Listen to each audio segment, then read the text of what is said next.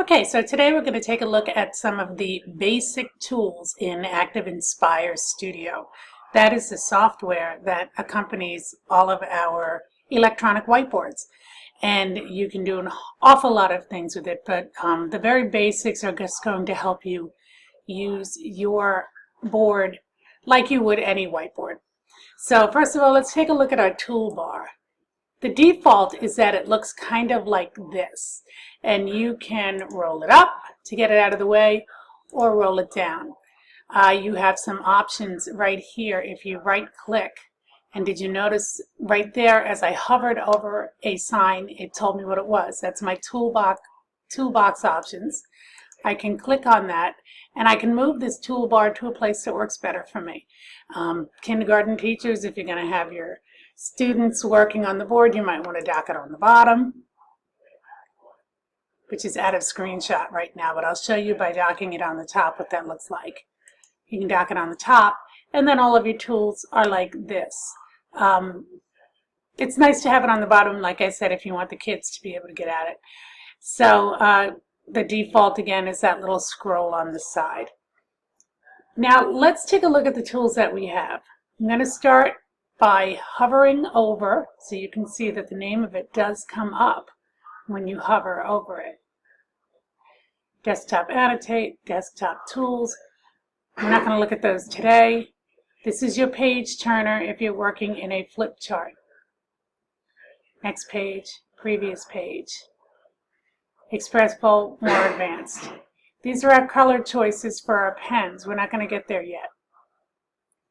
When I have an arrow, that becomes essentially a cursor. That lets me move around on my page. And even when I have a flip chart that has items on the page, the cursor will move those things around. And I'll take you there. This is for my tools, again, a little more advanced. Today we're going to look solely at the pen, the highlighter, the cursor, and the fill. And the text box. I think those are the basics to start.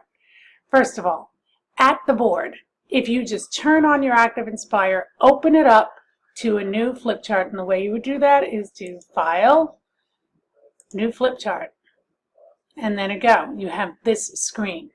This can be your board that you're working at with your students. You click on the pen, you use the pens that you were given, and you can go ahead and write. Forgive me, I'm working with a mouse right now, so my writing isn't great, but you can see how the pen just works the way you want. You can change colors. I want to underline, circle in a different color. I can make my pen tip finer. I can make it thicker. It all depends on your needs. I don't want that anymore. I can go ahead and use my eraser and erase like this, slowly. Or this little spray bottle right here. Clear annotations. I'm going to go back to my cursor, and let's look at the text tool. Again, I hovered and it told me it was my text tool. Click on that, I get a text box, and now it looks like the top of some of the tools in a Word document. Pretty much the basics. You can see I've got bold, underline, and that's my font. I can change my font to Comic Sans. That's a good school one. I want to make it bigger because I'm not writing a lot. Think about this. When you are making these flip charts, you are going to be displaying them on your whiteboard to the students. So you're going to want to be about 36, 48, 28, depending on how much text you're putting on there.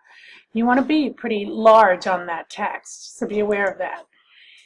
This color chart, because this is all of my text tools, this will change the color of my text. I can go with blue writing, and this is my background. That X is no background. It's going to be my blue on the white background. Or I can change it to, let's do blue on yellow, just so you can see what it looks like.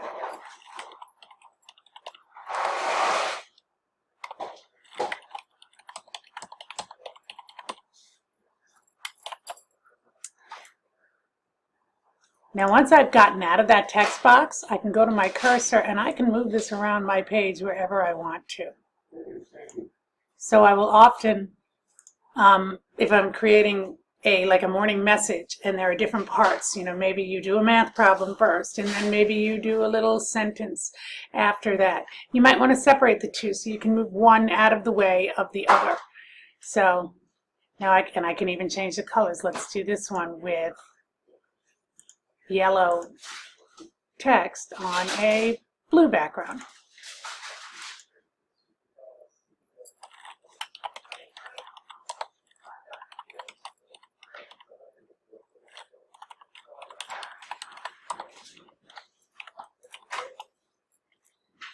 I can go back in just like I would in my Word, fix anything like that. Okay, those are your very basics getting started. We're going to stop right there with this video because I think that's what you need the most, is some text to get started, how to use your pen, how to turn it on. If you're just working at the board, you don't necessarily need to turn the page. That'll come later when you're working with other flip charts. I hope that this is helpful in getting you started.